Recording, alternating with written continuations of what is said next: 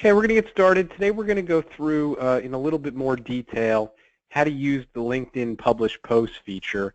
I've actually kind of put together a sample post that I will post. I'll go through publishing it so you can get an idea of what I've been doing. But in general, just to kind of review, probably about it's been at least 5 to 7 months since LinkedIn made some pretty big changes to how the messaging system works. And one thing you'll know, or you'll notice, is if you go to your profile, you will see a button that says Publish a Post here, kind of in the upper right-hand corner. And this has kind of replaced the private messaging or group messaging feature that was once on LinkedIn. And when somebody, and again, in a minute I'll go through exactly what happens and where it works, but basically what I'm going to allude to is that when you publish this post, it is going to show up on everyone you're connected to's alert feed, and that's that little flag here in the upper right-hand corner.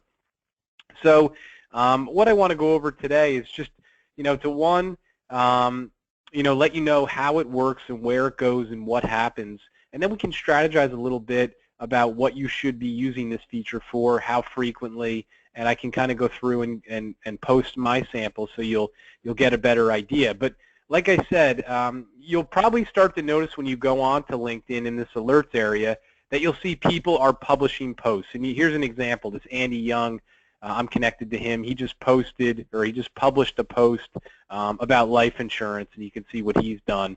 And just to clarify for anyone who really has no idea what I'm talking about, basically with LinkedIn there's two types of posts. There's the share and update, which is just your traditional update that you would post each day. It goes to everyone's feed, which you're kind of looking at my feed right here. And then there's the published a post feature, which is more like, we'll call it LinkedIn blogging. And really the point of that is maybe on a monthly or quarterly standpoint, you have some sort of big concept, something you want to get out to all of your connections, and you want to make sure that most of them see it. So again, it kind of goes to everyone's connections message feed. But it also, when you publish this post, it actually also gets stationed on your profile. So if we look at my profile, you'll see that I've published quite a few posts over the last few months. And on my profile, there's now a section called Posts. And you can see that I have kind of a few posts that have been published. Also, when you publish these posts, they can be found off of LinkedIn on the search engines as a search result, very much like a blog would. So I think step one is just to understand kind of what I'm talking about and what happens when you publish a post.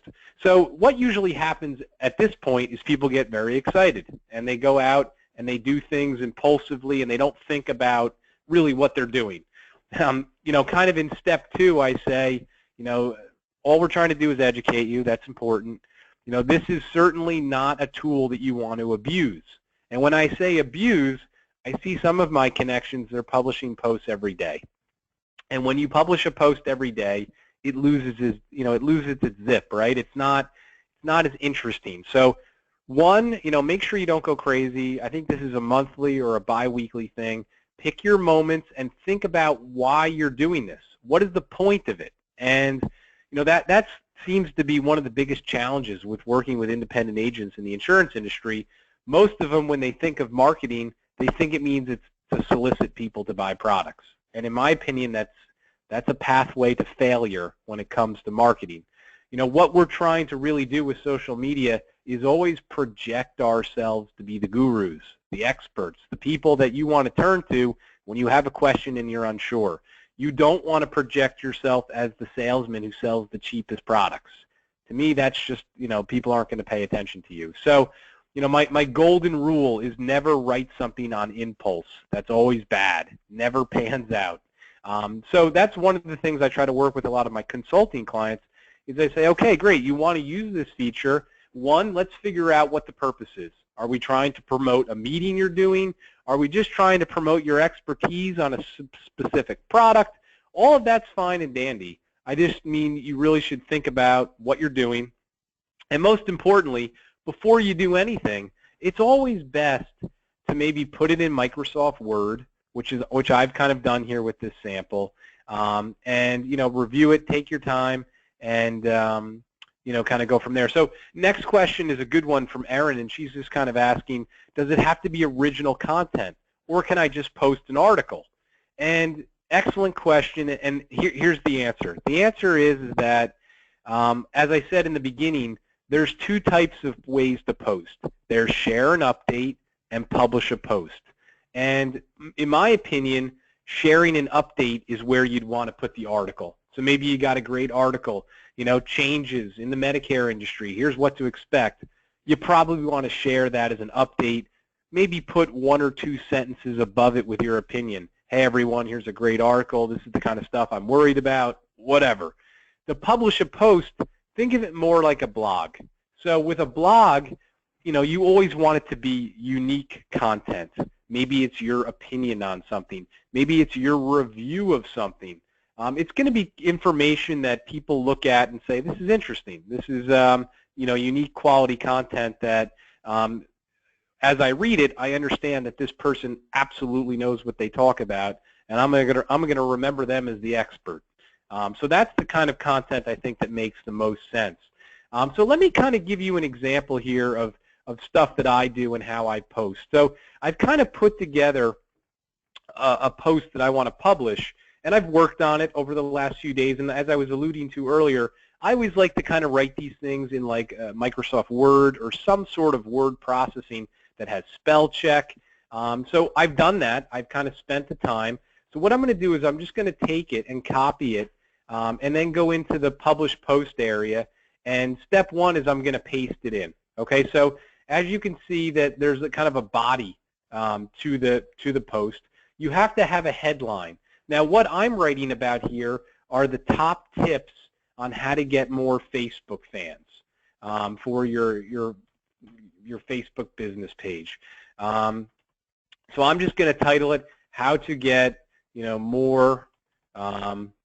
Let's see here, insurance Facebook fans.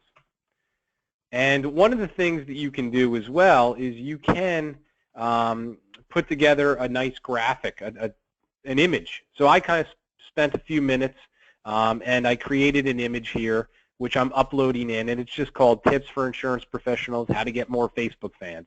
So obviously there's a nice cover image that you want to have. 2, you want to make sure you have a good title, you have the content in here, and then you'll notice at the bottom there's actually some keywords you can put in. And this will help you get found on the search engines. So it is important to put, I would say, at least 3 to 5 keywords. I'm just going to select social media. I'm going to select insurance agents if possible. Let's see if it populates. Now all I'm doing is typing, and you'll see that there's kind of some pre-selected ones. Those are always the best ones to choose because you know that the search engines have kind of already set up some predetermined terms. So again, I'm just selecting a few terms here. I put in social media, insurance agency management, Facebook, and now I'm going to hit the publish button. Again, it'll say, are you sure you want to do this? I'm going to hit the publish post button, and it should go out to all of my connections, to their feed. And again, it'll get stationed on my profile. Let's see if it's already there.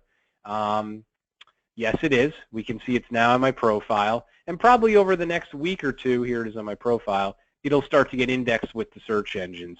Now, LinkedIn also gives you some statistics that you can go in here, see how many people have viewed it, all that kind of stuff. But at the end of the day, I do think this is an important feature that LinkedIn has come out with over the last few months. I think it will evolve, as always. So I guess my point is today is to just understand how it works, and most importantly, put a little thought into anything that you put out there, because make no mistake, people will see it. And sometimes what happens is you only get 1 or 2 shots with this kind of stuff. If you do it poorly and dead wrong, people ignore you moving forward. So we want to stay away from kind of the soliciting stuff and make sure that anything we post really tries to project us to be the experts in something. I feel like you can't go wrong with that philosophy. All right, I appreciate everyone.